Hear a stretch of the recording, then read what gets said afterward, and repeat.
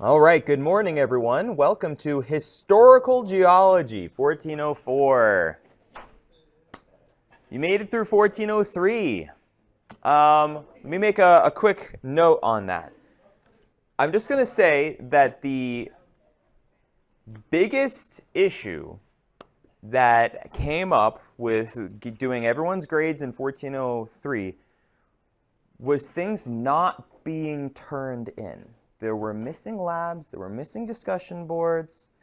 Halfway through the semester, I threw zeros on stuff to show you what the consequences of not turning things in will be, and some of those zeros stayed there for the last 4 weeks. Now, I don't want to come off as being mean right now, but I definitely need to come off as being serious. That cannot happen in this class, okay? It can't happen in any class. And if you got a grade that you didn't like, that's most likely the reason. Okay? That's the most common reason. There may be other individual reasons, and I'm happy to discuss those with you and afterward if you want to see me in my office or if you want to email me at any point. But let me just reiterate to you that my goal here as an educator is to help you understand the science. Your goal as a student is to get good grades. Your grades are not my goal. Your understanding of the subject is. I will do everything in my power to make sure that those two line up. But if in my judgment your work does not demonstrate understanding of the subject, I will not be, how do I put this, the fairy that raises a poor grade to a high grade just because I like you. All right? I'm not one of those teachers. You need to demonstrate to me that you actually appreciate and understand the subject. And if I feel like you do, I might sprinkle a little fairy dust, but that didn't happen for everyone. And this is also going to my online class, by the way, okay? Usually online struggles a little bit more, which means that there needs to be an even greater amount of communication with me, and I didn't see as much of that last semester as I normally would. Not sure why. I have the same teaching methods that I always do. I try and adjust them to the times. Maybe there is some change in our society that means that people just communicate a lot less. I don't know. Maybe I haven't picked up on that, but I can only teach the best that I can. All right? So if you have any questions about your grades, I'm happy to discuss those with you at a later time. But for now, 1404. I don't need to introduce myself or go over any of that stuff again. It's OC policy to have all that stuff at the front of every lecture. So here's all the same information that I gave you at the beginning of 1403. All the same stuff, okay? Y'all remember, no swearing in class, no cell phones, although thanks to a certain statewide policy, that's less of a problem now. Yeah. Any questions for me about 1404? Yeah. What are the labs over? Mostly they are going to be about fossils. So there are 5 labs in this class. The first 2 have to do with things that we've already discussed. As a matter of fact, the first 2 weeks of the class are essentially going to be a recap of 1403 with a few additional things. 80% of the stuff that you're going to hear over the next 2 weeks is a recap of what you learned during the last 8 weeks. Now, that's not permission to shut off your brain, okay? Especially if you feel like you were weak in something, understanding some concept during the final or during the last few days of the class when you were madly trying to turn stuff in, pay attention here and fill in those notes. Your 1403 notes are going to be very helpful. I say 80% of the content is going to be stuff we talked about in 1403. The other 20% is going to be newer stuff that I add in that builds into what we learn later in this class. Okay? So pay attention. There will be new things that pop up every now and then. Your labs for the first couple of weeks are going to be building off of 1403 related stuff. I'm not going to put a set of samples in front of you and ask you to identify it, but I'll just tell you this. In your first lab that you get later this week, there is going to be a document that has pictures of things you've identified in the past, and I want to make sure you still understand the significance of. Okay? The second lab is going to be something that you're going to be learning about how to do in this class. And then every lab after that, the last 3 are going to be about fossils. And that's going to be kind of the topic of 1404. It's historical geology, right? This class studies the intersection of the physical geology that you've already learned and the history of life on Earth. And you guys know me enough by now to understand that we probably will talk quite a bit about life in other places too, because I love exobiology and planetary geology and all that stuff. Believe me, there will be many fascinating tangents in this class too. I will not leave those behind. Great. Any other questions? Yeah. That reminds me of the scientists think they discovered like another planet that could have life like Earth does. I forgot what they call it because it's in like something called like the Goldilocks. The Goldilocks zone. Oh man, you're already getting me started on this, are you? Yeah, because it's like that distance where it's like the perfect distance where the sun can the planet can inhabit life on it. You know, if I didn't know that you were genuinely curious and interested in this sort of thing, I would think that you were purposefully trying to deviate me to spend time on something other than the class. But I know you're actually interested in this, so that's not the case. These guys would do that. All right? Okay, so let's talk about the Goldilocks zone. The Goldilocks zone is this theoretical band around a sun, around a star, I should say, because our sun is the only one called sun. They're all called stars, around which water exists between 0 and 100 degrees Celsius. Why do those two numbers matter? Why? Why is that perfect temperature? Well, what happens at 0 degrees Celsius? Water freezes. What happens at 100 degrees Celsius? Water boils, right? It evaporates. So between those two extremes, life as we know it can exist. And so what that means is for a planet to have what we understand as a concept of life as it exists here on Earth, a planet must exist within this Goldilocks zone. Y'all are familiar with the story of Goldilocks and the Three Bears, right? I don't need to tell you a bedtime story, do I? I don't want to put you all to sleep, okay? Can you tell?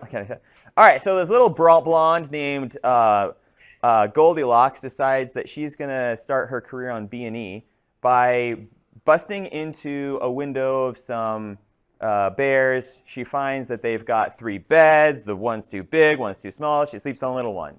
3 bowls of porridge. One's too hot, one's too cold. The one in the middle is just right. 3 chairs. One's too big, one's too small. She breaks it. She sits on the middle one. It's perfect. Okay. The whole point being there exists for an individual a state of rightness or perfection within which they are comfortable. Okay. The same thing can be true potentially for life, at least life as we understand it. This Goldilocks zone is the band around a star where water can exist on a planet's surface between 0 and 100 degrees Celsius. It's not frozen, it's also not boiling. We live in this Goldilocks zone. Mars is right outside of it, okay, just on the outer edge. Venus is just outside the inner edge, okay? Earth is not smack dab in the middle, but it's close to the middle of our Goldilocks zone. However, this is rapidly becoming an outdated concept because we know that there are forms of life here on Earth, we can see them, that can exist in below 0 degrees Celsius temperatures, and that can exist in water that is beyond the boiling point. Okay? We call these extremophile bacteria. So life here on our own planet breaks this rule, which means that it could be potentially true somewhere else. So this broadens what the Goldilocks zone could be if life does not have to exist within that 0 to 100 degree band. Also, the size of your planet plays an important role here. Bigger planet has what? More gravity, because it has that more mass, right? Bigger planet, more gravity. More gravity, atmosphere closer to surface, okay? Atmosphere pulled closer to surface. Smaller planet, less gravity, maybe a broader atmosphere, maybe less of an atmosphere, maybe a less dense atmosphere. There's a lot of things that go into what defines an area that life could exist in. And that's only life as we understand it. DNA-based life. We're going to talk about the way that our life developed and some potential ways that it could have turned out differently in this class. Okay? Some ways that it may have turned out differently in other places. But yeah, that's the Goldilocks zone. the zone of perfection, so to speak, around a star in which life can live is the concept there. Great question. Anything else? Okay, well, really quick, before we start jumping into the actual material, was there a question over here? Or are we just coughing? All right. All right.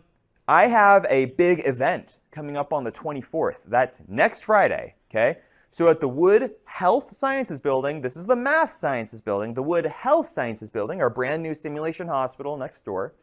I have the entire second floor reserved for the Permian Basin Energy Day Forum. I've got posters of them all over campus. I have a few here in my classroom, okay? I've got people from the Texas Bureau of Economic Geology. I've got people, professors from Texas A&M. I've got the Texas State Seismologists. I've got people from Lawrence Livermore National Laboratory.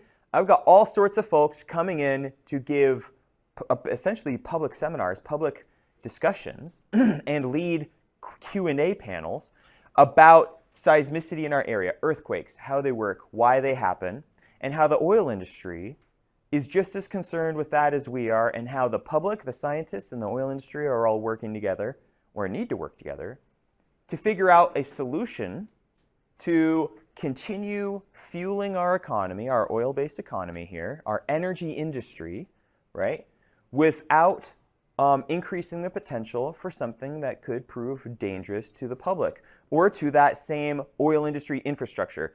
They don't want their stuff broken. We don't want our stuff broken is basically what it comes down to. And so all parties involved need to work together. And so this is an event that's kind of emphasizing that. Now, whether or not you're interested in the oil field or seismic science or not, I do want you guys to go. It would be a valuable experience for you. And so I'm offering extra credit to anyone that can go to this event. On top of that, if you're interested in the Drive to Success program, there will be DTS points provided for that event as well. Was there a question over here? Yeah.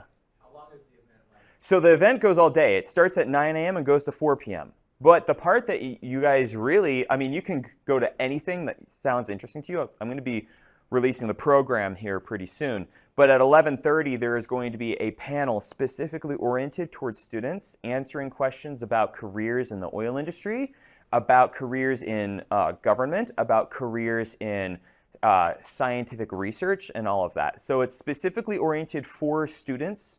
So that would be the part I'd say is most relevant for you all to go to. But the whole day, the whole point of the day is that no matter what part you go to, you learn something interesting, something that most people in the Permian Basin don't understand. And so you can take that information and share it with other people. That's the whole point of this event. Okay? Yeah? Is there going to be like a movie night this semester? Yes, we will be having another movie night for this class as well. Mm-hmm. You completely forgot? That's all right. We had a good time. We had 12 people come to that one. It was pretty good. Pretty good crowd. Okay. That's all I've got as far as news and announcements. Anything else to bring before the court before we begin? Yeah. How are you feeling? How am I feeling? I'm feeling a lot better. Thank you. I've worked at Odessa College for 5 years, and I've never once taken a sick day. Because I'm the only geology professor, and if I take a sick day, there's no one to teach y'all, and I feel bad because you aren't getting the material that you need and all of that. Yeah, I was pretty sick. I needed to stay home, and even then, I still recorded a lecture for y'all because I didn't want you to just have nothing for the end of the semester, right? Yeah, it was rough. So I hadn't even bothered to check. I was like, oh man, I have to call in sick tomorrow on Sunday night. And so I logged into the employee portal and went to the sick leave section. I had 417 saved sick hours because I've never taken a sick day. I mean, theoretically, I could take 10 weeks off of work and just say I was sick the whole time. But I'm not going to do that. I'm sure after the first week or two, they would ask, hey, we need a doctor's note or something to prove you're not just, staying at home and living large or whatever. Dude, if I had the money to do that, I would be right now. I mean, part of the reason why I don't have enough money is because I have seen a lot of the world already, and I invested in children. So children cost a lot. For those of y'all that are still technically children, you cost a lot. For those of you that will have children in the future, you will find out. Okay? What was the statistic? I think that the average American child from preparing for their birth, so like from the moment you know you're pregnant to the day that they walk out the door and are self-sufficient, all things included in the typical American childhood is about $1 million. Mm-hmm. You sell yourself for $1 million. Yeah, no, that's not how it works. You're gonna sell your kids? That's not how it works either. No. All right. So let's dig into this. I'm going to start off by reading something off a slide, which I do not typically do, but I don't have this quote memorized, and I've got too many other things to worry about to memorize this one. But it's a good quote, so I'm going to read it. This is from Charles Darwin in his book, The Origin of Species, who we will talk about in this class. It is interesting to contemplate a tangled bank, clothed with many plants of many kinds, with birds singing on the bushes, with various insects flitting about, and with worms crawling through the damp earth, and to reflect that these elaborately constructed forms, so different from each other and dependent on each other, in so complex a manner, have all been produced by laws acting around us. What's this talking about?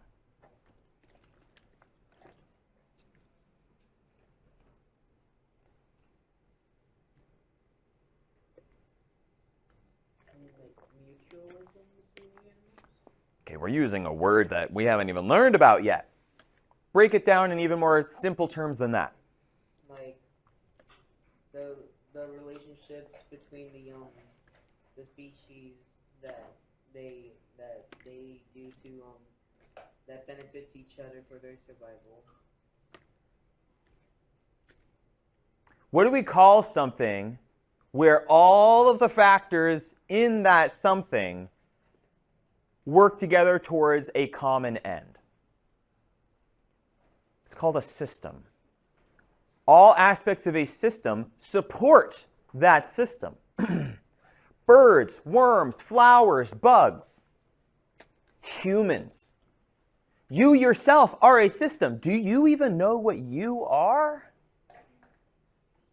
You are a collection of an unimaginable number of cells, each of which is its own organism, but all of which, as time has gone on, have decided to work together towards the benefit of one goal: keeping you alive. This hive, this collection, this conglomeration of cells, each of which has a different function, all towards the same goal of keeping me alive. My brain cells, my skin cells, my liver cells. All of the cells in my body are working towards that one goal. In the same way that all plants and bugs and birds are all part of the same ecosystem, you are your own unique ecosystem. There are even other organisms living inside of you. Do you know what a microbiota is? It's the bacteria living in your stomach. Each of us has a colony of bacteria living in our stomach that digests our food for us. That's why you expel methane in the form of a fart. Okay, it's the byproduct of those bacteria breaking down the food that you eat. Okay? We are a system. The earth is a system. Okay? And that's what we're talking about today. Studying Earth as a system. And it's going to be utilizing a lot of the same information that we learned about in 1403. So why do we care about geology as a part of this system? Well, it's very relevant to us for a number of reasons. Okay? We like understanding the things that we see. You look at something, you want to quantify it. You want to understand why it worked or why it didn't. How many of you all play fantasy football? It's okay, you can raise your hand higher. It's not like I'm... Guys, it's not a shame to play fantasy football. I'm playing it for the first time in my life this year. Okay? Some friends invited me to participate, and I was like, sure, I've never done it before. I'll have the experience. I don't know thing one about it. I didn't even know I had to swap out hurt players until last week. Okay? I completely crushed them in the first week, and then the next 4 weeks I lost, and I was like, what is going on? And they're like, oh, Josh, you haven't swapped out any of your players. I'm like, you guys didn't tell me I had to do that. Well, you mean when you watch the games and a player gets hurt? I don't watch the games. You think I have time to watch football games? Anyway, so in the same way that we want to know why a fantasy football team lost, like why is my team losing? And you go in there and you analyze it and you try and figure it out by swapping out players. We try to do that with everything, whether you even realize it or not. How many of you came up to me and said this morning, hey, I want to know what my grade is? I want to know why my grade was that way. A few of you did, and a few more of you were thinking about it. Okay? We want to know the why. We want to understand. And it's good. This is what drives our curiosity, and curiosity is what takes us places. It's what will take us away from our planet when we get there. Okay? When we get to that point. Okay, so we want to understand the things that we see. We also want to understand the way that things were and the way that things will be. How many of you lay awake at night wondering what your future holds? It's okay, I do it too. It's perfectly normal. We all want to know what our futures look like. Well, we want to know what our planet will look like too. And what do we learn in 1403? How can we interpret what our world might look like? By using patterns. We use patterns, huh? Geology, I mean, true. It's a geology class. Of course that's going to be the answer, right? But using those patterns to understand what has happened in the past and what may happen in the future, and we call that the principle of uniformitarianism. Perfect. The principle of uniformitarianism. Chemical, biological, and geological laws that operate today also operate in the geologic past and will operate in the geologic future. Okay, right? So, we want to understand our Earth now, but also our Earth to come. Because we're invested in not only our survival, but our species' survival, right? Kind of relevant. And then there's also the other thing, minerals, resources. Studying geology helps us figure out not only where they are, but also the ways that they form and perhaps other places we could find them, and maybe even how to make them ourselves. Guys, ever heard of synthetic diamonds? What does synthetic mean? Doesn't mean fake. I suppose you can interpret that way. Synthetic. What about over here? Any ideas? What does synthetic mean? The word synthetic. Gut reaction. Go.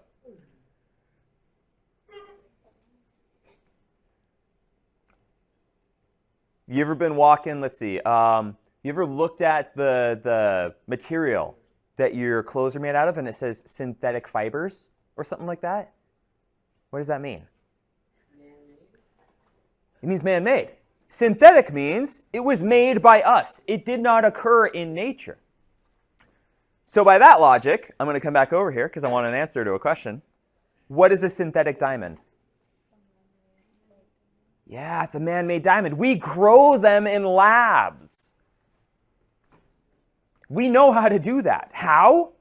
We study nature. We study nature, we know how to do stuff. As a matter of fact, that's how we know how to do pretty much everything. Okay? We first observe something in nature, and from that, we replicate it, and from there, we can add ideas together to make something totally new. Okay? So, finding these valuable resources is not only important for our physical well-being, but we can figure out how to make them ourselves eventually. We know how to make oil synthetically. What's the problem with that? Well, right now, with the ways that we know how to do it, it costs more to make it than it would to sell it. Okay? At least for any reasonable amount of money. So it doesn't make sense to make our own oil when there's cheaper stuff that's still in the ground. Okay? Maybe we'll get there eventually, but we'll see. Okay? Now, someone remind me what dynamic means. It's always changing. What's always changing? The Earth is always changing. Exactly. Like I said, this is going to be a lot of review. Okay, so Earth is dynamic. Okay, so we've got all these things that happen. The earthquakes, the volcanoes, the movement of tectonic plates. You good, brother? All right. The movement of tectonic plates, the transgression and regression. Remind me what transgression and regression is. Regression, switch apart, bring them back, right? That's divergence. Oh, yes. What is transgression and regression? Oh, I remember. What- Transgression, or like something about the waves, right? Or like how like it goes further back. What does? See the elevation. Not elevation. Sea level. What does sea level do during transgression? It goes down. No, it goes up. It goes up. And regression? It goes back. It goes back down. Good. Okay. Transgression, sea level rise. Regression, sea level fall. Okay? These are all aspects of how dynamic Earth is, how it's constantly changing. Okay? And then there's the little stuff, the lithification, which remind me, lithification is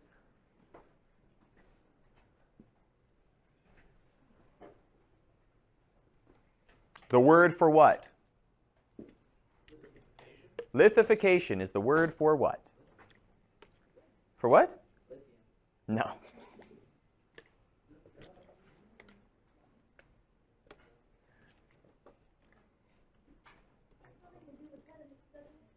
It does have something to do with sediments. For lithification to occur in the first place, you need to have sediments that go through compaction and cementation and make what? Sedimentary rock. Sedimentary rock. Lithification is the process by which sediment becomes a sedimentary rock. Okay? Erosion, the transport of that sediment. All of those things are little things. A single grain of sand tumbling in the wind or in a river is an expression of dynamic Earth. In the same way, a boulder falling down a mountain or an asteroid plunging out of the sky and making a crater. Okay? Dynamic Earth. Always changing. So as we are studying these aspects of how dynamic Earth is, keep in mind that the small stuff may seem insignificant for now, but often will add up to a larger degree later on. Right? How many of you are familiar with airplanes? Okay. You like flying? You have your license? No, I like being in the back. Oh, okay, you like being in the back. Okay, got it. He likes being chauffeured. Yeah. Okay. When you take off from your airport, let's say we leave from Midland International Air and Spaceport. Okay? Have you guys ever flown out of Midland? Yeah? Yeah. Okay. Our destination is O'Hare, Chicago Airport. Okay? We're heading to Chicago. That's a pretty far ways. Leaving from my destination,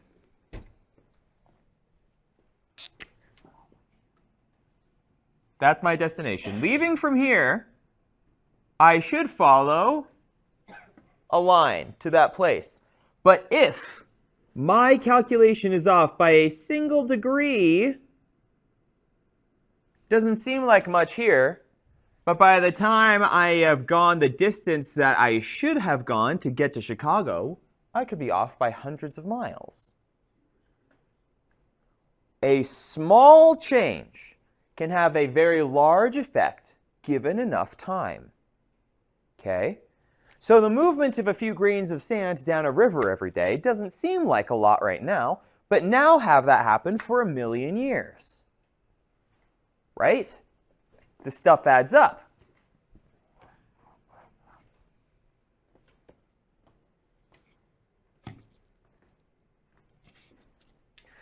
So let's really quick recap some of these guys we talked about at the beginning of 1403. And again, I usually recap this stuff because it's important. And I generally will have a few students in my class that took 1403 a year or more ago, and it's helpful for them to get this recap before we dive into the newer, meatier stuff in 1404. Okay? So starting off with Aristotle. Aristotle was a natural philosopher. Do you remember the difference between a natural philosopher and a scientist?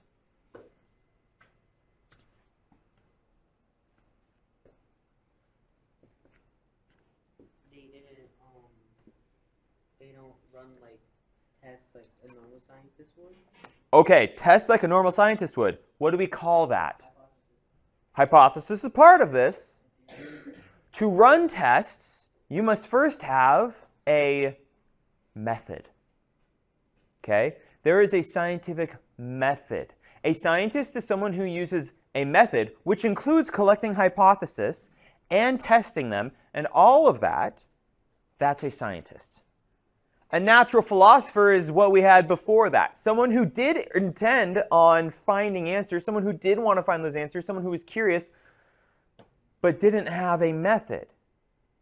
So they only used the understanding of what they had at the time to answer those questions, right?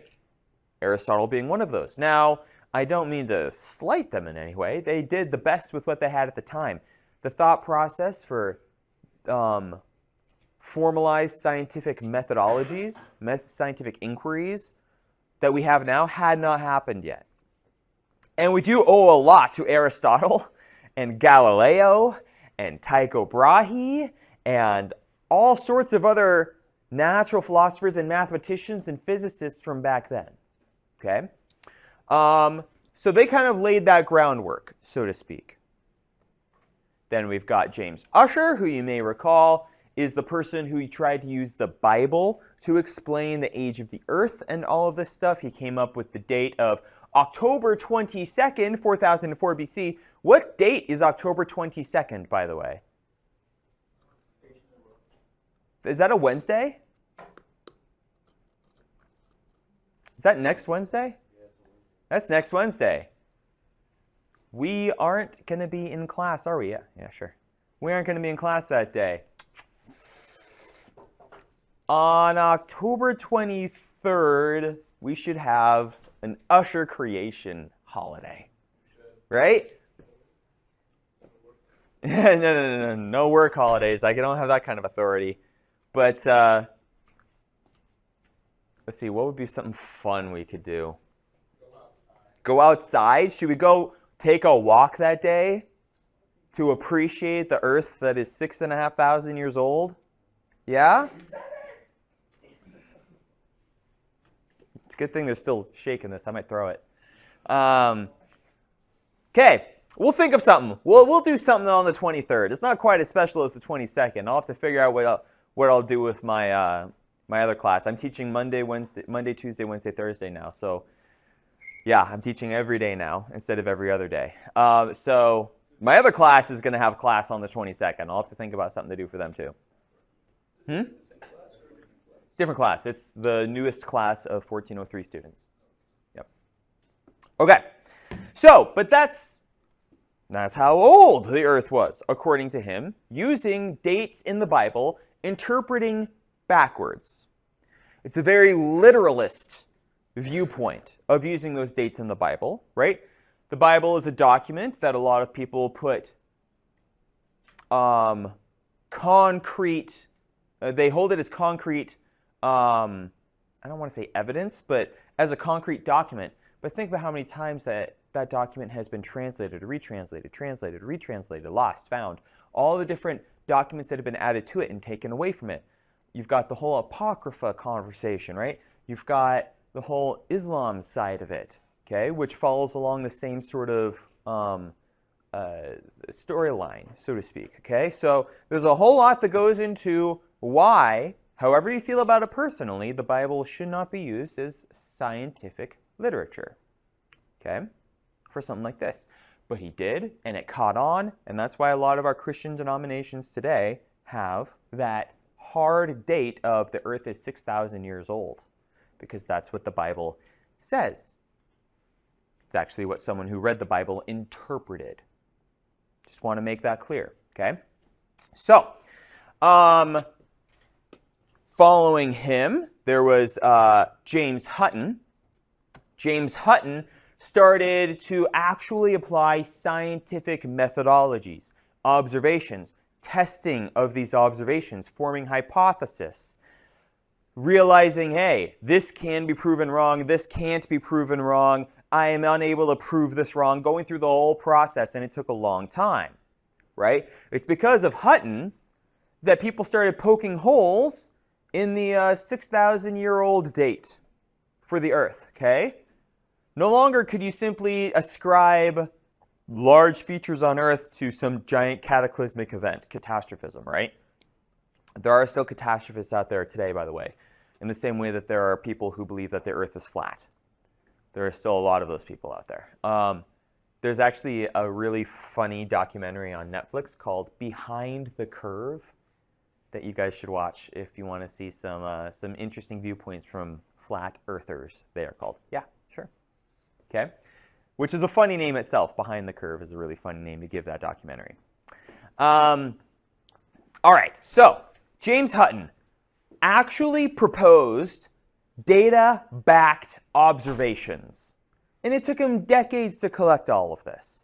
But it's so much that the scientific community was not easily able to be like, oh, and ignore him. He had receipts, okay? He was able to back up his claims.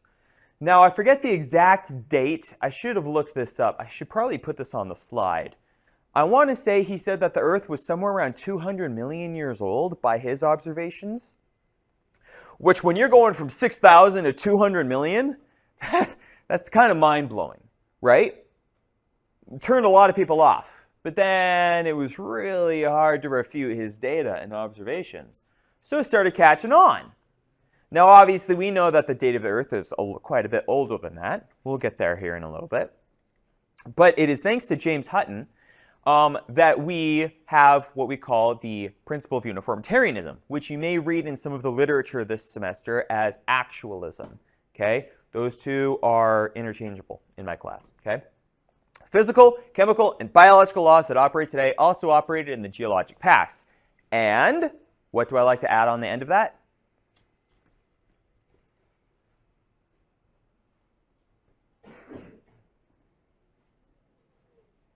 Physical, chemical, and biological laws that operate today also operate in the geologic past and will continue to operate in the geologic future.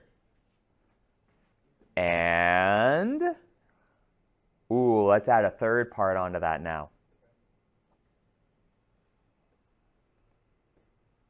If it works here,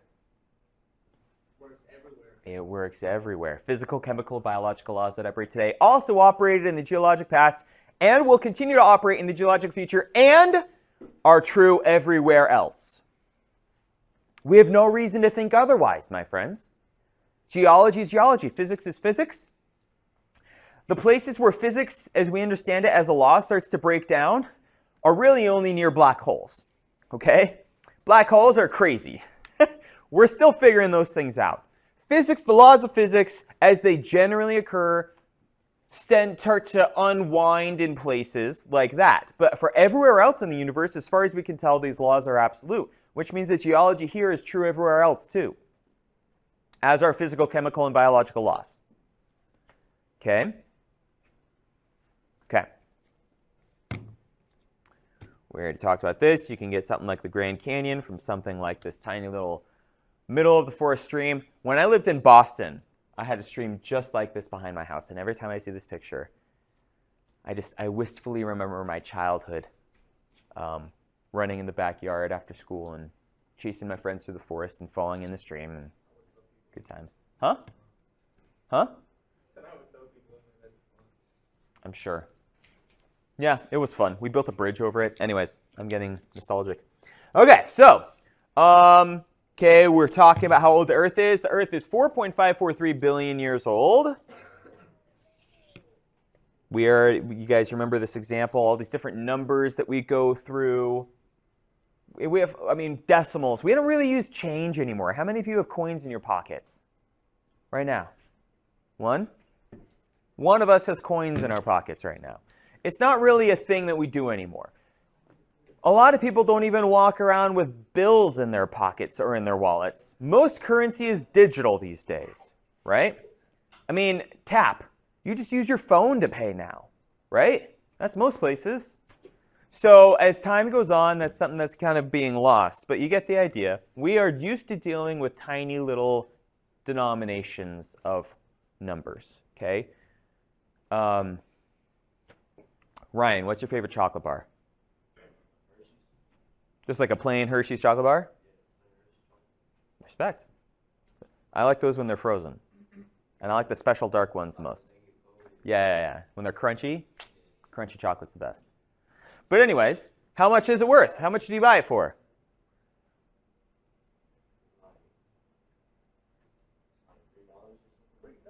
He gets the extra large ones, right? Okay. So let's say $3 for a chocolate bar. I mean, you're in the store and you're like, oh man, do I want to spend $3 for a chocolate bar? Right? It seems like a big number in context is my point, okay? Numbers in context are important. What about 4.5 billion, guys? That's a lot. You guys remember the examples I gave you for what a billion is? Yeah, we used the paper, right? We had this sheet of paper. How many dots were on this? Do you remember? 1,000? It's between those two. No, it's less than that. 4,000. Okay, there are 4,000 dots per sheet of paper. You need 1 million of those sheets, or excuse me, how much do you need to get to 1 million dots? 250 sheets, 1 ream of paper, so one of these, 500 sheets, okay? So to get to 1 billion, you need 250,000 sheets, 500 reams, 2-inch tall reams, a tower of paper 83 feet tall. Basically a 7-story building, okay? How many 7-story buildings do we have here in Odessa? I don't think we have 3. There's the Chase building. And those 2 buildings over there. 2 buildings over where? The downtown, those 2 giant buildings. Oh. That's true, like the one with the big cross on it. And then there's one next to it. Is the Marriott? The Marriott's not 7 stories. Yeah, maybe 5 or 6 on that one. Okay. Well, to get to 4.5 billion, you need a tower of paper 380 feet tall. How many 35-story buildings do we have in town? There are none. There are none in Midland either. I don't think there are any in Lubbock. There are much, much taller buildings in China. Tallest building in the world, I want to say, is the Burj Khalifa, right? I think it's the Burj Khalifa right now. It's very, very, very tall. Oh my goodness, yeah. Being the guy strapped to the side of that building with ropes as you're installing window panes on the top floor? Absolutely not. Absolutely not. Oh yeah, you'd fall for a solid minute. Yeah, sure. Okay. I don't know if it would be a good time to think about my life. Okay. The other example I gave, don't do this to me. While we're waiting for this, what's the other example I gave for how big that number is? We went for a walk. A hypothetical walk, yeah. Oh, we walked around the Earth. Sure. Yeah, we went around the planet. We had to go around the planet 15 times to reach 1 billion and 70 times to reach 4.5 billion. Steps. You did that yesterday? Okay. We're talking about big numbers here, right? 4.5 billion. It's pocket change to the U.S. government. Are we still in a government shutdown? I think we're still in a government shutdown, right? I haven't checked this morning. Why are we in a government shutdown? No, because the polite words. Just say it. No, I won't do that. The dummies in Washington, D.C. don't know how to agree on anything. They would rather stick to their guns and let American people suffer than agree on anything, because that's what the point of government is. You're going to go fix it? I want to go fix it. Let's go fix it together, man. Okay. All right. So, but 4.5 billion? Gosh, we run through that in 3 months in our country. Okay? We need way more than that. So we hear those numbers and we don't blink twice. But think about how many steps that is. Think about how many dots on a piece of paper that is. Think about how many grains of sand that would be. How many grains of sand are on a beach? You know, can you imagine trying to count all that? No. Okay? Context for these numbers is important. Each one of those numbers represents a year that the Earth has been around. A year, yeah, sure, in which life has started and developed. We're going to talk about how long life has been on Earth in this class, and how long it took for it to change, and the exponential rate at which it has been changing ever since then. It's a remarkable story. Okay, so let's talk about how we get these dates, how we get these years, these numbers. There are a couple of methods, some of which you've already gotten some information about from me. The law of superposition. Remind me what the law of superposition is.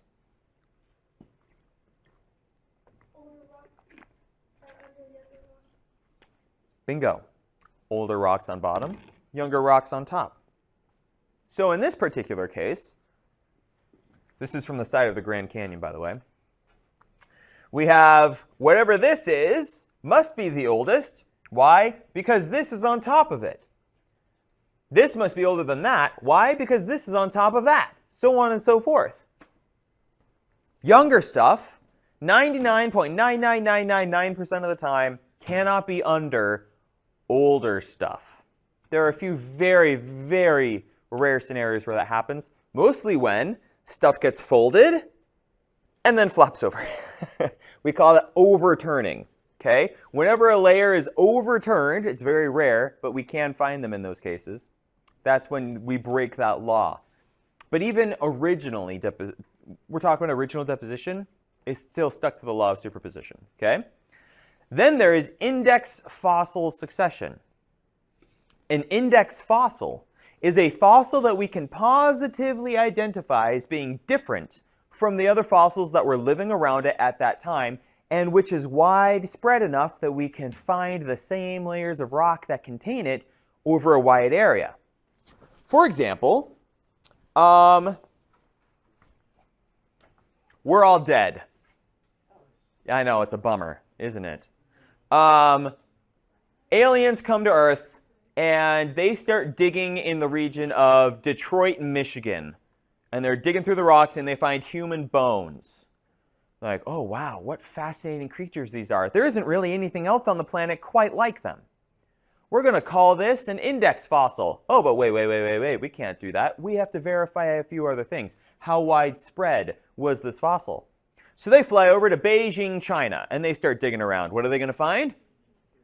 They're going to find human bones. Ha! Evidence! This is a widespread species. They go to Australia, Adelaide, Australia, right? Then they go to Munich, Germany. They fly all over and they find what? Human bones in approximately the same layers of rock from the same age. Why? Because we are widespread all over the globe at around the same time. So for let's say if we all just died right now, they would find human bones spread out over the globe for the last probably 20,000 years. Okay? They would find them pretty widespread over the globe. Smaller and smaller areas, smaller and smaller populations going backwards, right? Very, very widespread in more recent years. Okay? That would be a good index fossil. If you can find something that is uniquely different from the other things living around it, and that is widespread enough to correlate with, it works as an index fossil. So I could dig right here and I could find, do I have a convenient fossil around me anywhere? One of these. I could find this right here and then go 100 miles away and dig in the same age rock and find the exact same kind of fossil. I know I'm looking at the same rock. They may be Two totally different types of rock. Sandstone here, 100 miles away, limestone. But the fact that the same animals are living in it tells me that those two layers of rock were deposited at the same time. It's valuable information. Now, law of superposition and the law of index fossil succession are relative dating methods. And I do not mean taking your cousin out for dinner. There's always someone that makes that joke. I'll just make it first, okay? It was Giovanni, wasn't it? He was going to make that joke. Wait, did you take your cousin out? No, I'm just kidding. Okay, so relative dating basically just means there is no hard number, numerical year attached to it. It's this relative to this layer relative to that layer, this layer relative to that layer, so on and so forth. Okay? With the law of superposition, this is relative vertically. With the law of index fossil succession, we get vertical but also horizontal relative dating methods. There is a method that we use for actual dates, for actual numbers, year values for how old something is. That's called radiometric dating. Okay? Radiometric dating uses radioactive isotopes.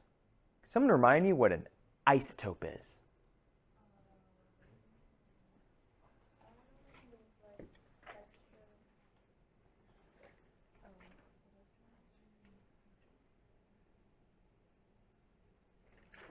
What do you think? I want to hear what you think.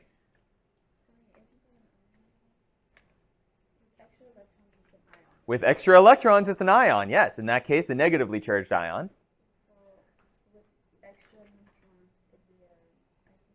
Extra or missing neutrons makes an isotope. Bingo. Thank you. Okay. So we change the mass of our element, and it becomes unstable and blasts particles of itself off, and we call that what? Huh? No. It's blasting particles off of itself. That material is being removed and is being shot in all sorts of different directions at high speeds is called what?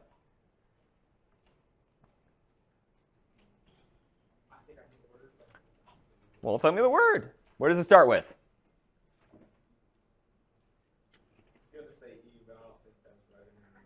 No. This is the right time of day. The sun is on my window over here. I have my hand on this window, and I am receiving some of it right now. Energy in the form of? Which are? Radiation. There we go. Okay, when you have an unstable isotope and it's blasting particles off of itself, man, the camera really likes you guys. Every time I walk over there, it stays with you. Okay? When the isotope is unstable and it's blasting particles off of itself, that excess shedding particles, we call that radiation. Okay? All right. So we've got the law of superposition. A is older than B, is older than C, is older than D, is older than E, so on and so forth. If I were to put blankets on top of each other, one after the other, and make a pile of blankets, which one was there first? On the bottom. All right, we've beat that dead horse enough. All right, so now let's talk about index fossil succession. Sure. What is a fossil? Without reading the slide. So just tell me what you think a fossil is. Yeah, I know, I'm doing this really well, huh? I'm being super effective. Okay, so a fossil is the remains of something dead. Can we all agree on that? Is that the basic definition of a fossil? Sure. There's a little more to it, though. For something to be a fossil, it needs to have gone through fossilization, a process which takes typically at least 10,000 years. That is, the cells that once made that piece of that living organism have been replaced by mineral components instead. Okay? So this includes bones, plants, imprints and casts, traces. Okay, we'll talk about all these different things. And chemical fossils. Chemical fossils exist too. Okay? in particular where there were body fluids or soft tissues or something else like a bacterial colony that left a chemical residue. Okay, those can be fossilized as well. So, let's see, I've already shown you a couple of these. This is the turtle shell that I found in Montana. These are tree parts that have been replaced by silica, some of which I have here in the classroom. Found those in Montana as well. These are giant snails, which are actually about the size of my fist, that I found here in Texas. Okay? Texas has a lot of fossils, by the way, if you didn't know that. There's a few not that far from us.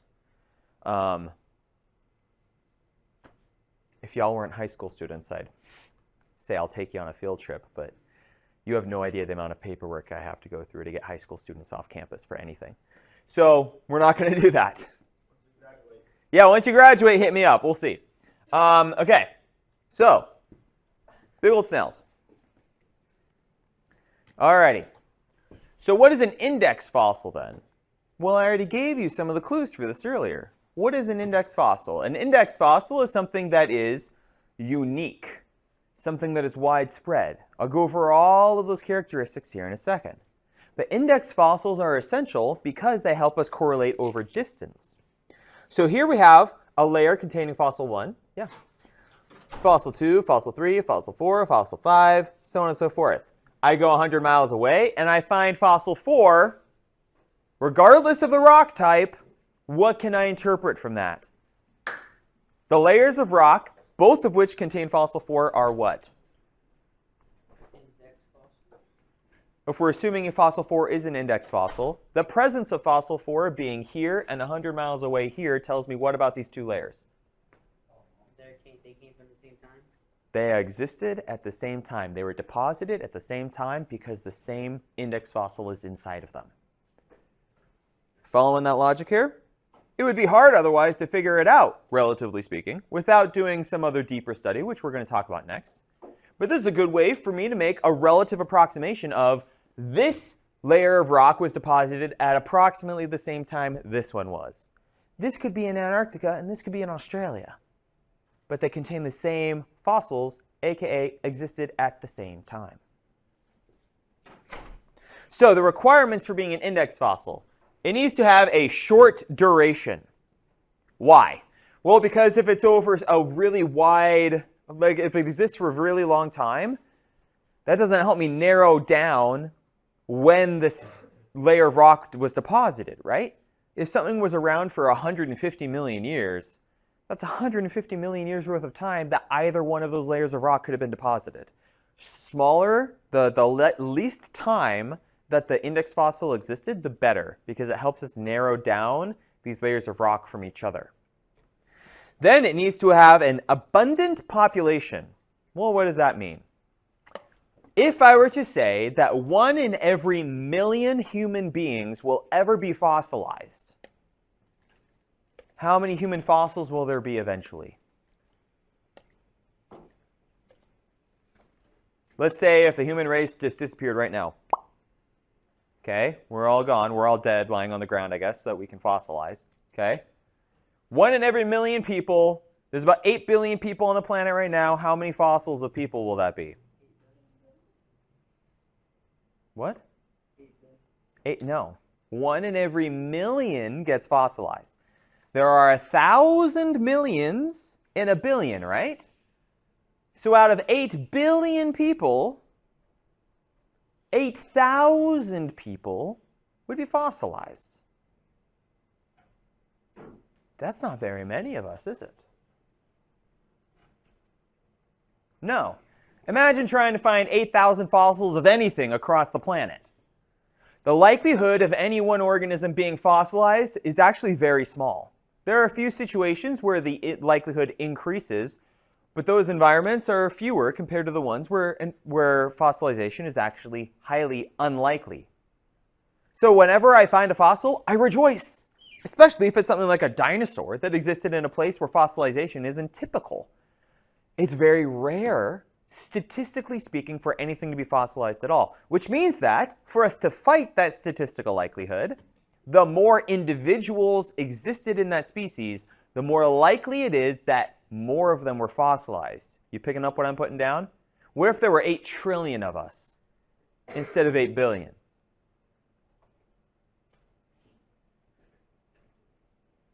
Well, now we're talking about,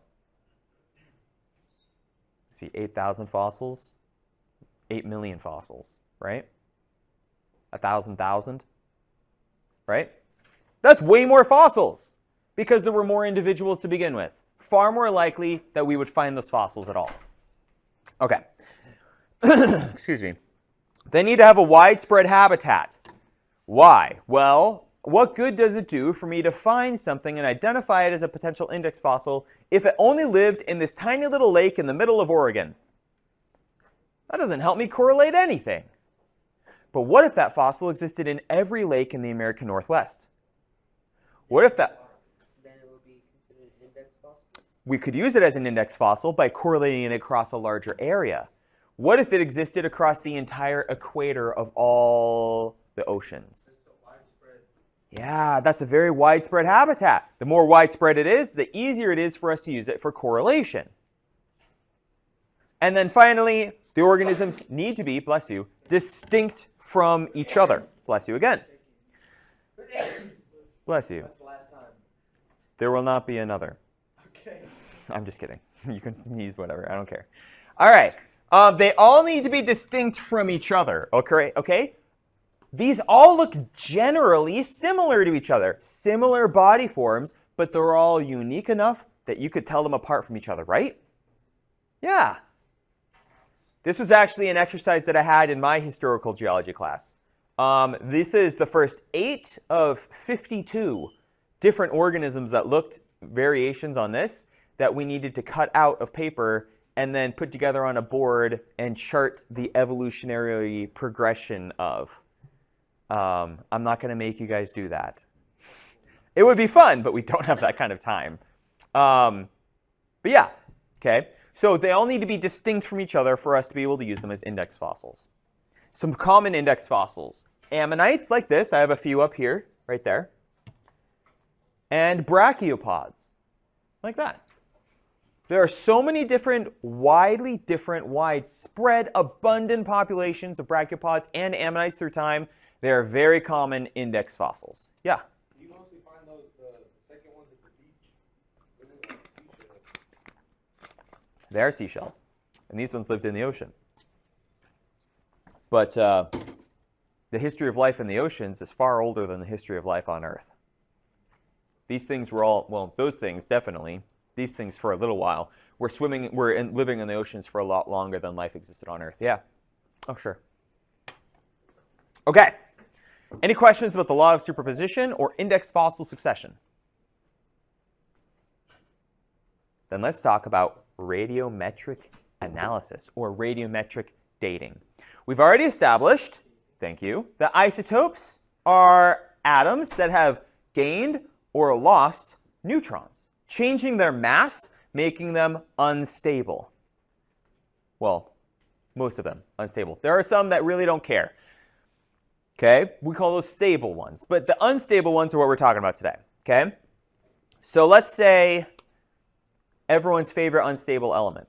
Okay, so we've got carbon, which is pretty stable, and then uranium. Uranium, in its normal form, is 238. Right there. Mass of 238, 92 protons. Okay? We use uranium-235 in nuclear reactors. Uranium-236 in nuclear weapons, if anyone's interested. But uranium-235 in nuclear reactors. All we did was knock 3 neutrons off that nucleus, and all of a sudden, it's falling to pieces. Right? But that's good for us in this case. Why? Because we use these radioactive isotopes to generate electricity, to generate energy. How do we do that? Well, if I have a rod of refined uranium, and when I say refined uranium, whenever you hear refined uranium, that usually means it's generally only about 20% of it is actually uranium. Okay? Ultra, super refined uranium, that's used in nuclear weapons. Okay? for something like a nuclear reactor, it's usually only around 20% or so. You don't want it too high in concentration or you'll melt your reactor down, which has happened in the past. Okay? So you get your rods of uranium, and you usually have, in today's reactors, you'll have a dozen of these or so. And what you'll do is you'll put them close to each other. You'll lift them up out of their containment vessels close to each other. What happens? They are bombarding each other with radiation. Normally, any one rod of these things would make enough radiation to heat up the area. But you put a dozen of these things close to each other, all those particles zipping around, bouncing off each other, creates an incredible amount of heat. We use that heat to turn water into steam. We just expose water to this heat. And that heat turns that water into steam. That steam flows through a pipe, turns a turbine attached to magnets, and just like with a normal coal-burning electricity facility, that steam turning the turbine generates electricity that then flows out to the community. Okay? This is how a nuclear reactor works.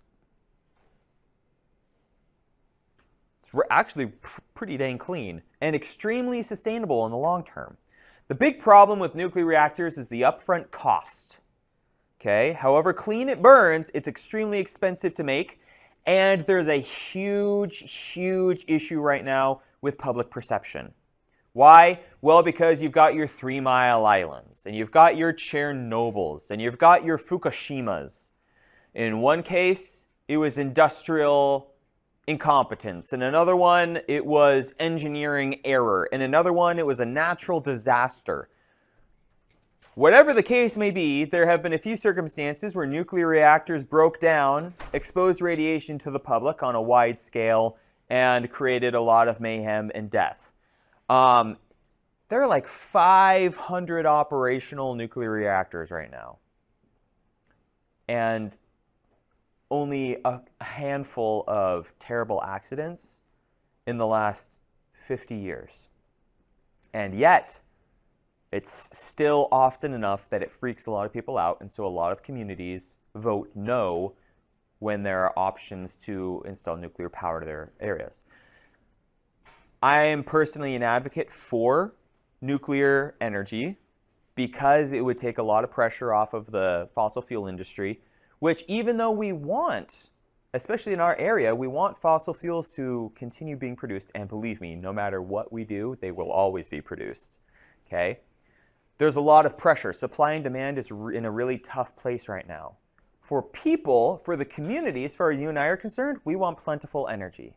As far as the oil industry is concerned, there needs to be enough energy that, or enough energy demand that they can make a profit off of it. Okay, so there's finding that balance that we're having a struggle with right now. Anyways, that was a little bit of a tangent there. Okay, so we've got our uranium. Okay, now, a half-life. Have you all heard of half-lives before? A half-life is the amount of time it takes for any quantity of an unstable isotope to fully decay into a daughter isotope. Okay, so we have our unstable parent isotope, and then our progressively more stable daughter isotopes. In the case of uranium-235, the stable daughter isotope is lead-207. Uranium-235 will always decay into lead-207 given enough time. The amount of time it takes for half of that lead or half of that uranium to turn into lead, that's called a half-life. Why do we go on half-lives? Well, how many times can you cut something in half before it's all gone? An infinite amount. There you go. And that's why we use half-lives. If I only measured the amount of time it takes for 1 gram of uranium to turn into 1 gram of lead, well, that's one finite amount of time. Instead, I'm measuring it in halves, which means that I can measure it forever. Okay? So here we have a dinner plate full of uranium-235. Yummy, yes, it's delicious. Who wants to eat that? I know it looks like a cookie. I swear, I don't bring cookies up all the time on purpose. That's just how this picture came out, okay? After 1 half-life, half of the uranium-235 will have turned into lead-207. That half-life is 703 million years. After 703 million years, half of my uranium will have become lead. So, for us to figure out how old something is, we only need to figure out the ratio of parent isotope to daughter isotope in that thing. Does that make sense? The other class must have gotten out. There's a lot of people in the hallway. Okay. So after one half-life, I will have 500,000 parts per million of lead and 500,000 parts per million of uranium-235. How much will I have after the next half-life? After 2 half-lives, I will have what? 250,000 parts per million uranium and 750,000 parts per million of lead. It just keeps getting divided in half. So by finding that ratio, I find out how many half-lives have passed or what percentage of a half-life has passed. Maybe it's 1 part per million uranium-235, or excuse me, 1 part per million lead and 999,999 parts per million of uranium-235. I just divide the half-life by a million, and that tells me how much time has passed for that object. This is how we get radiometric dating dates. Okay? Radiometric analysis performs this. So the oldest rock on Earth is 4.3 billion years old. This was found in Australia. It's this one right here. Okay? This is a zircon crystal found in the Jack Hills, Australia. 4.3 billion years old. The oldest rock on Earth. The moon, though, is 4.543 billion years old. You remember how we make the moon, how we formed the moon? I say we, it's the royal we. Huh? A piece of the Earth. What happened, though? Was it a meteor? It was another planet. There used to be way more planets in our system, my friends. There are 8 now. There used to be a lot more than that. Some were swallowed by Jupiter. Some were swallowed by Saturn. Some of them collided with each other and made our asteroid belt. Some of them may have gotten pulled into the sun. But one of them hit Earth. Our orbits intersected each other. It was about the size of Mars. And our Earth that we have today, our planet that we have today, is a combination of those 2 planets. Here's a fun thought.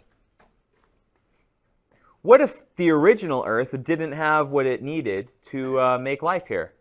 What if life only exists here because of the ingredients that were added to our dish, so to speak, by this collision? Huh? Life before us? I mean, there was lots of life before us. Life has existed here for billions of years, my friend. Oh, believe me, we're going to talk about the possibility of life in other places. But we had this planet collide with Earth. There's actually there's a computer model that I have to find. I'm going to try and find it after class and share it with you on Thursday. But that would show the exact collision, the way that this would have happened. Okay. So this is a moon rock, by the way. This is a piece of moon rock. Does it look like anything to you guys? It looks like sponge. Does it look like any rocks that we talked about? Oh. A sponge. All right. I cleaned up a little more space. I really need to... This laptop is becoming more and more useless. This is a 7-year-old laptop. They just won't replace it. Oh yeah, y'all gonna do a GoFundMe for a new laptop? All right. In the name of science. Okay, so we already let's see. Let's go to where we left off. Okay, so I need to find you that computer model that shows all of that. Is what I was saying. Okay. Oh, that's vesicular basalt. That moon rock looks like vesicular basalt because that's basically what it is. With a few minor differences, it's extremely dehydrated vesicular basalt. There's like 0 water content in there because there's almost no water, liquid water on the moon. There's 0 liquid water on the moon and very little at all. Okay, so really quick recap of the scientific method. You start off with an observation. What's the next step? Test that observation. Is that the next step? You make a hypothesis. You make a hypothesis. Why is my observation this way? Why is Emily wearing her hat backwards? Okay, just an example, right? Okay, I made an observation and then I made a hypothesis. She's wearing a hat backwards to look cool. Cool, sweet. Then we would test it. Hard to test that one. I mean, I guess I could poll the room. Who thinks Emily looks cool? I think Emily looks cool, right? So that would be one way we could test it, okay? But you get the point, okay? We test it. If we fail to prove my hypothesis wrong, what do we call it? Yeah, if we fail to prove it wrong. A hypothesis that has been failed to be proven wrong, yeah, is a theory. We do not prove hypotheses. Hypothesize? Hypotheses. Hypotheses. We do not prove them right. We simply fail to prove them wrong. Because we do this through the process of falsification. If we successfully prove something wrong, we just throw it in the back burner and say, all right, well, that was a bad idea. Or it wasn't a bad idea, it was just a wrong idea. Whereas we fail to prove it wrong, we may have stumbled across some truth. That becomes a theory, okay? And then a law is basically a long-standing theory that we start treating as gospel, basically. We start taking it for granted. Everyone agrees this is the most likely scenario for what's happening that we are observing, okay? All right, really quick, our rock cycle. Our rock cycle, we've got our magma. Our magma crystallizes into igneous rock. That igneous rock gets exposed at the surface, goes through weathering and erosion, breaks down into sediment. That sediment gets eroded away. That eventually gets deposited and compressed into sedimentary rock. Sedimentary rock gets shoved underground deeper and deeper, heated, pressurized, goes through metamorphism, becomes metamorphic rock. That metamorphic rock, if it continues to get pushed deeper underground, melts and becomes igneous, or magma again. Okay? That's our rock cycle in a nutshell, with a few potential skipped steps in the middle. This is a good quick reference chart if you need one. All right. When we are talking about different layers of rock, there are different terminologies we use to describe those relative to each other. And they're normally, it's a nesting hierarchy. Okay? So we've got formations. This is probably the one that you've heard the most. Okay? The Hell Creek Formation in Montana that I dug in and I found a bunch of those dinosaur bones, right? It's famous because you get your Triceratops and your T-Rex bones out of that, okay? So that's a formation. Inside of formations are members. So I could say the, I don't know. Huh? You're the formation? Well, now I don't want to. The Upper Alea Formation, or the Upper Alea member of the Hell Creek Formation, okay? So I would just break it up based off of that. Now, formations are in turn parts of groups. There are multiple members in a formation, and there are multiple formations in a group. Now, why do we nest them this way? Usually, it's based on some event cycle, okay? So this member may represent something that happened in the environment inside of a larger sequence. So maybe this is our river lost energy to the point where it was depositing fine-grained sediment instead of coarse-grained sediment.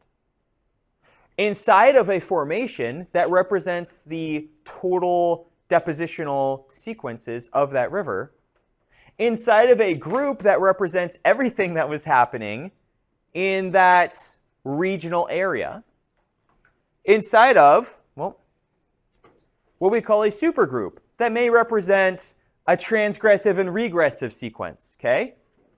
So maybe this is a single transgression, and this is a larger transgressive sequence, and then this is a transgressive regressive sequence, and then this is transgressive, regressive, transgressive, regressive for the entirety of the whole time that transgression and regression were happening during that time period.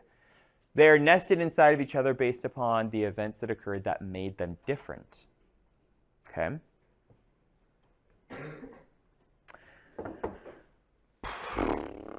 I know. Statistically speaking, looking out at the universe, count it for me. How many zeros do we have? So that's 100, 1,000, million, billion, trillion, quadrillion, quintillion, pentillion, whatever you want to call it. 5, right? It's after quadrillion.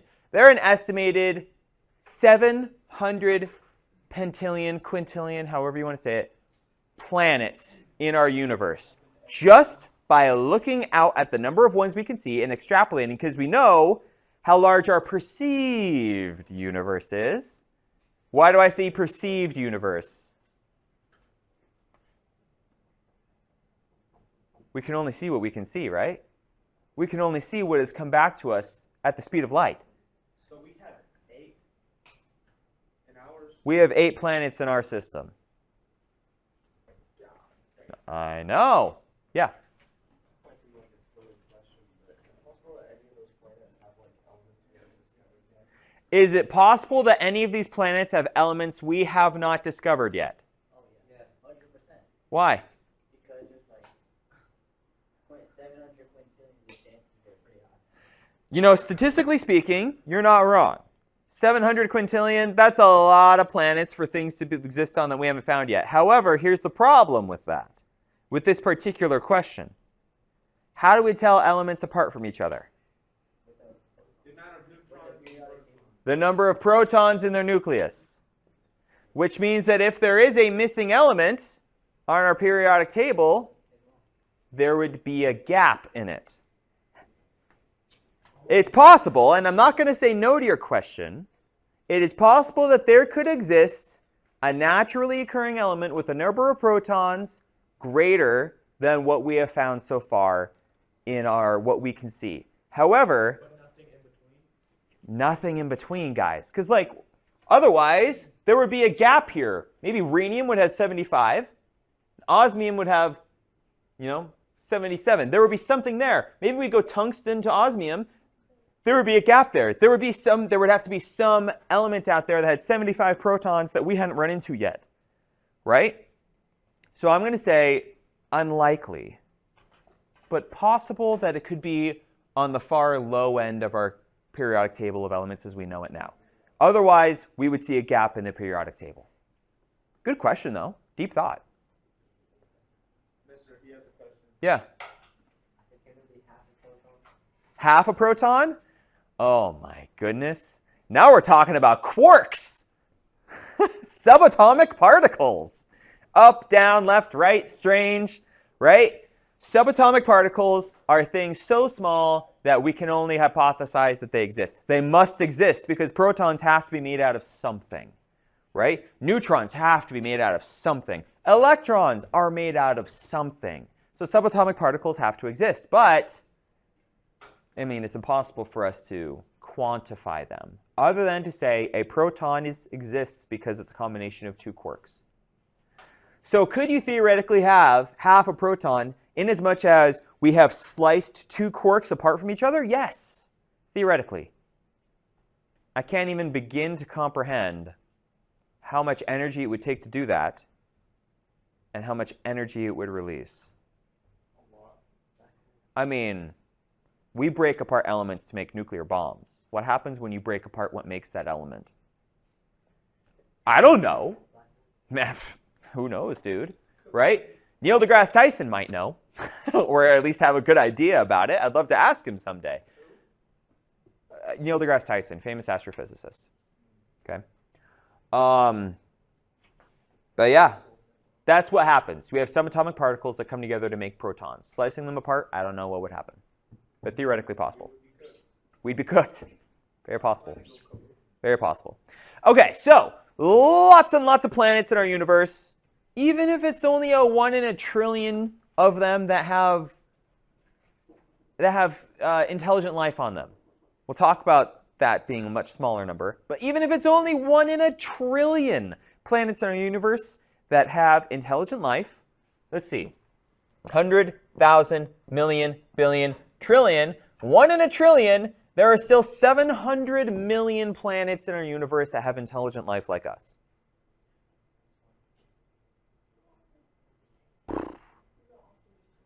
Now, will we ever run into them? I don't know. I firmly do believe they exist. Statistically speaking, they gotta. They gotta. And that's intelligent life. The number of planets out there that have life at all, even much bigger than that. Even if we just say that number is 1 in a billion, that's a billion planets. That's 70 billion planets out there that have life. Life is not unique to our planet. It can't be with these numbers. But I don't know for sure that we will ever encounter it.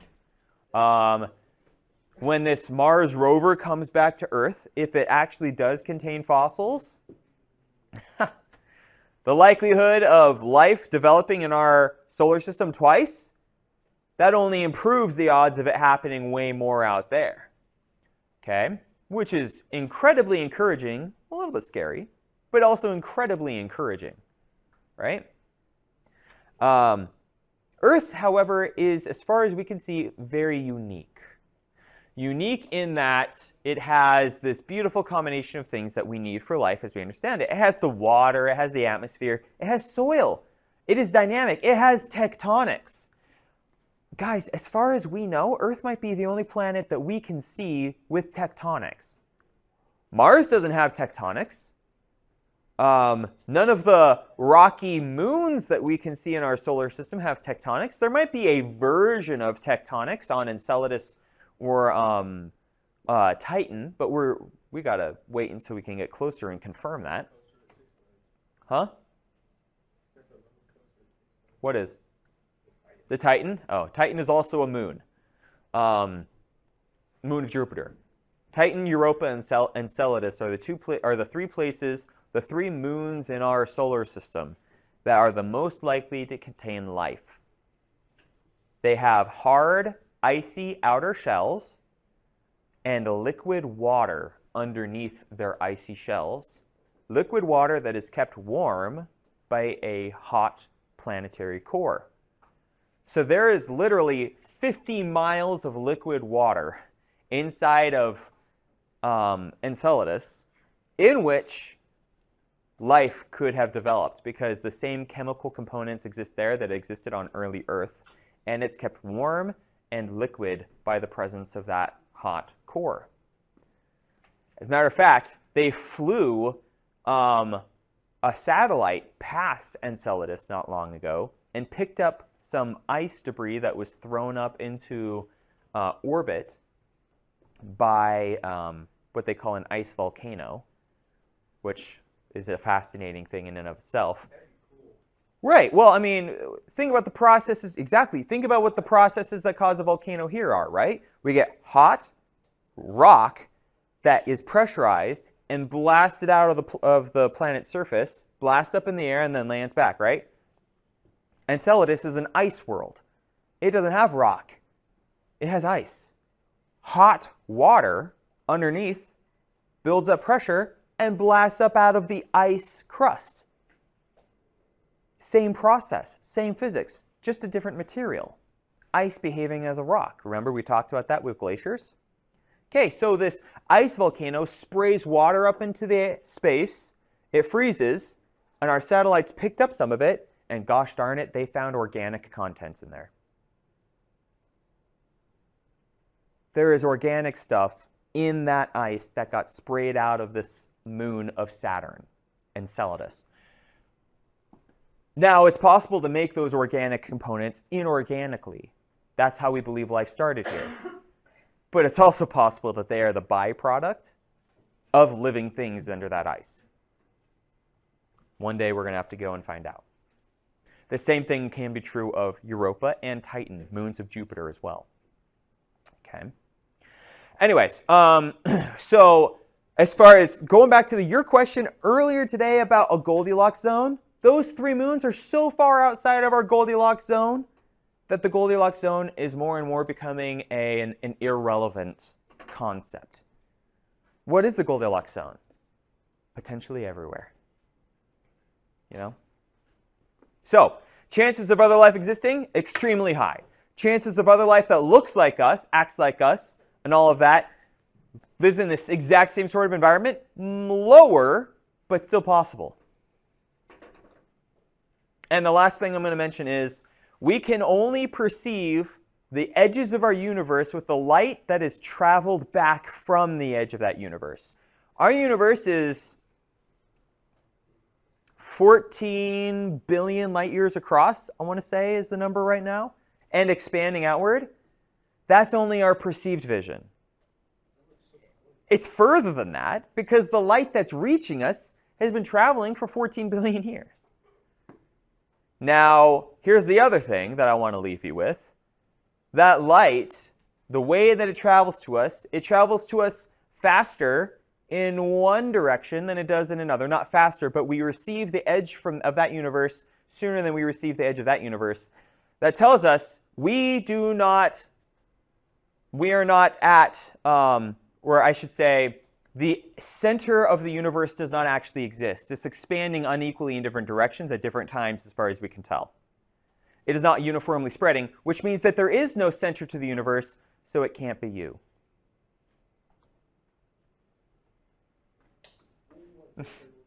What was your question? What if the sunlight got dimmer? Like they started. What if our sun got dimmer? It's going to. So our star, So we would see a difference. we would see a difference with the amount of output that it gives us. There's actually a fascinating science fiction story about that by Andy Weir called Project Hail Mary. They're releasing a movie about that book with Ryan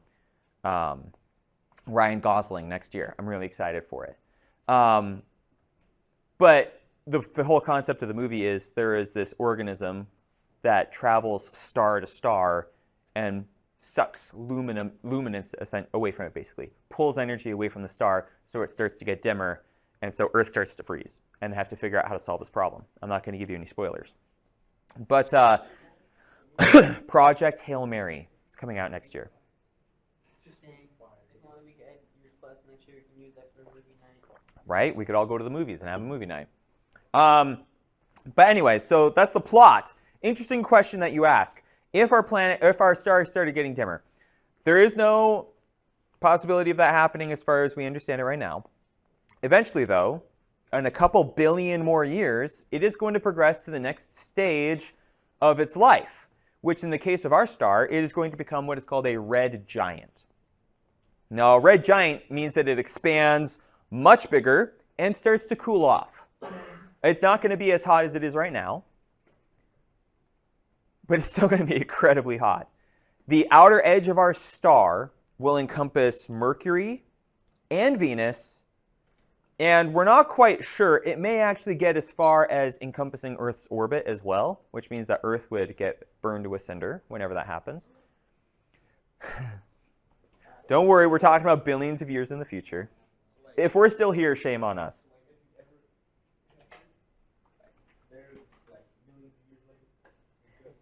We're cooked, yes. Earth will indeed be cooked, if it is even here at that point at all. It might have gotten taken out in some other catastrophe first. Yeah, waiting till you're gone.